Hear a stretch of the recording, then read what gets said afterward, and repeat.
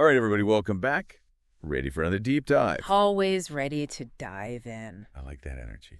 So today we're looking at RPA. RPA. Complex Process Automation. Love it. We actually got a really great article sent in by a listener, by Abhinav Saparwal.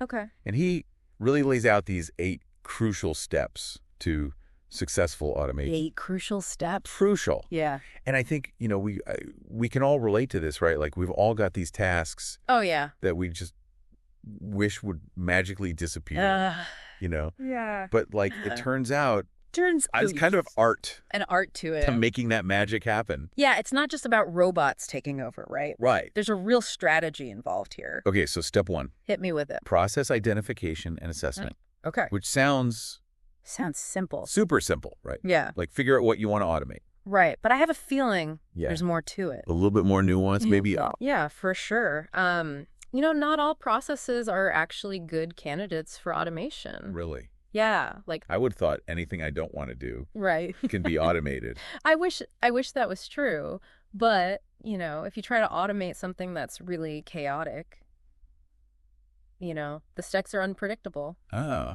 You're going to end up with more problems than you started with. Oh, no. So this is where careful assessment comes in. Okay. We have to figure out which processes are really deterministic. Deterministic. Meaning, their steps are very predictable. Okay. There's not a lot of variability Gotcha. in the inputs and the outputs. So you're looking for those tasks that are like super repetitive. Yes, exactly. And have that clear set of rules. Exact. Okay, but some people might think, Yeah. isn't that just common sense? You would think so, right? Why do we need a whole step? You'd be surprised how many automation projects fail. Really? Simply because they pick the wrong process to start with. It's like building a house on a shaky foundation. Oh, man. If you don't get that foundation right, the whole thing's going to come crumbling down. So we need to make sure we're picking the right process right from the start. Absolutely. Okay, so we've identified our target. Yep. It's passed the robot test. It's passed. Now what? All right, so this is where it gets really interesting. Okay. Process redesign. Redesign. Yeah, so you know how they say a messy desk is a sign of a genius? Sometimes a messy process is hiding some untapped potential. Okay, I like that.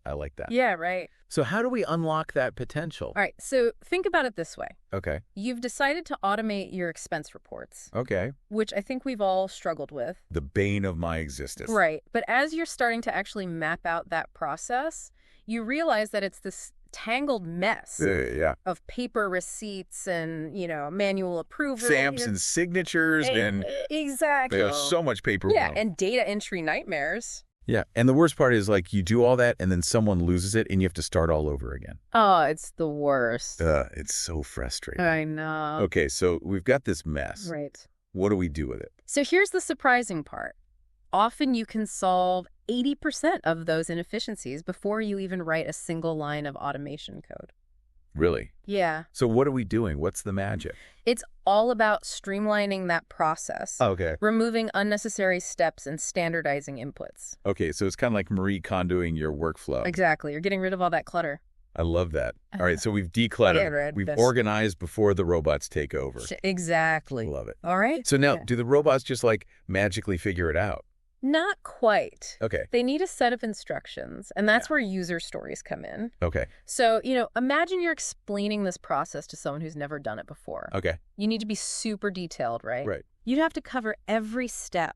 Every exception. Every possible scenario. That sounds like a lot of work. It is a bit of upfront work, but Yeah. think of it as an investment in clarity. Okay. Those user stories are like the blueprints for your automation. Interesting. Okay. So the more detailed and precise they are, the smoother that development process will be. Right, because you don't want to have to go back and redo it later. Exactly. And trust me, it's a lot easier to fix problems on paper than after the robots are already running wild. Yeah, that makes sense. Okay, so blueprints in hand. Yep. We're ready for the robots to get building right. That's right. This is the development phase. Okay. Where our RPA developers, they take those user stories and they translate them into actual code and workflows. Okay, so they're like the architects and engineers of our automation project. Precisely. So it's kind of like they're teaching the robots to speak our language. Yeah, that's a great way to put it. I like that analogy. So, and just like any construction project, we need to make sure that the building is structurally sound before we move in. Right, of course. And that's where user acceptance testing comes in, or UAT. UAT. So we put the automation through really rigorous testing Okay. to catch any bugs, make sure it's performing as expected, and iron out any kinks. Makes sense. You don't want your robot chef serving up like undercooked chicken or something. Exactly. You want to make sure it's a 5-star robot chef. Yes, exactly. Exactly. Okay, so rigorously tested bugs, squashed, we're good to go, right? Almost. Almost. Almost. What's the last step? So think of it like launching a rocket.